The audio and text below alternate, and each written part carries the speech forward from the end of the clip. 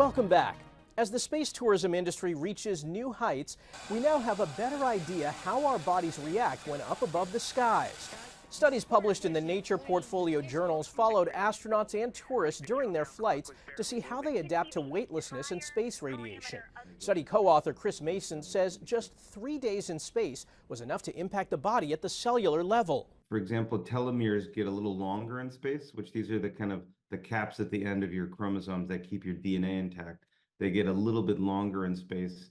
And we found that this is very much like what we see for longer missions, but just not as dramatic. But that within a few months, 95% of them all go back to their baseline levels. That's good news for people hoping to take a weekend trip that's out of this world. And even better news for future missions to the moon and beyond. We created a space medical atlas, effectively, which is very similar to what you would want to have when you go to the doctor and you get blood work done. You want to be able to see, am I high or low or in range for different molecules in your blood.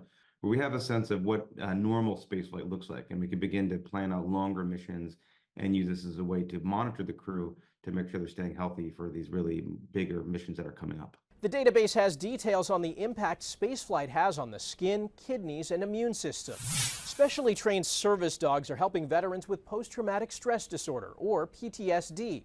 Natalie Brand has details on the promising research. Dave Crenshaw served with the Army National Guard in Iraq. In 2016, he was diagnosed with post-traumatic stress disorder while working undercover in law enforcement. One of the issues when you're suffering from PTSD is having isolation. For me, I felt in my safe space being at home. But obviously you can't live like that. The 41-year-old veteran says antidepressants helped with some symptoms. Then in 2019, he met Doc, his pointer black lab mix service dog. I don't have to worry about the insomnia. Am I going to have a night terror and not be able to get out of it? And Doc, knowing he was beside my bed, it gave me that opportunity of peace and ease to be able to good night's sleep. Now new research shows specially trained service dogs can help relieve PTSD symptoms in military veterans. Those with a service dog appear to be struggling less, to have less of that anxiety, and it may help downregulate from those stress and anxiety symptoms to function in their everyday life. The service dogs are taught to detect physical signs of distress and then interrupt panic attacks and nightmares with a nudge. One of the reasons that we wanted to conduct this study is to bring evidence behind a practice that appears to be increasingly popular, yet historically did not have the scientific base behind it. Yes, I've had moments, but they're now manageable moments. So whereas this used to be debilitating for days and weeks on end. Crenshaw says he's no longer taking antidepressants and says having Doc by his side has given him his life back. Natalie Brand, CBS News.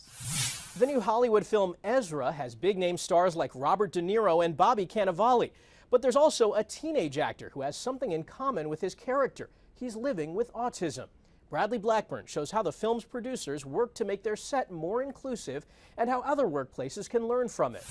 He could order himself a ice tea. The film Ezra tells the story of a young boy with autism spectrum disorder and the journey it begins for his entire family. Bobby Cannavale and Rose Byrne play his divorced parents, and the star, Not a cameo. And title role. title role. 15-year-old William Fitzgerald. If this does get nominated for an Oscar, I might be too overwhelmed to attend. I might just say hi via Zoom meeting.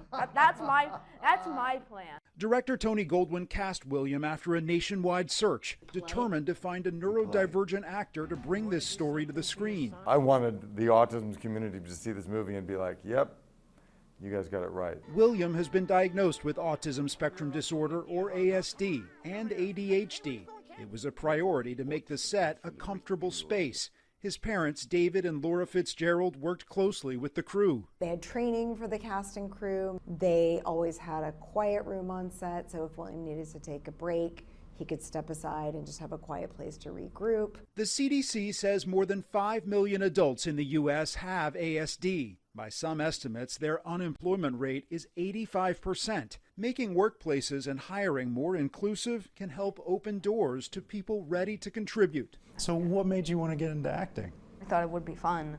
William may share a diagnosis with his character, but their personalities are very different. This kid's like the opposite of me. He doesn't like hugs. All I know is I gave hugs every 2 minutes to the cast. A movie that embraced William, showing everyone what's possible. Bradley Blackburn, CBS News, New York. That's this week's Eye on Health. I'm Michael George. Thanks for joining us and be well.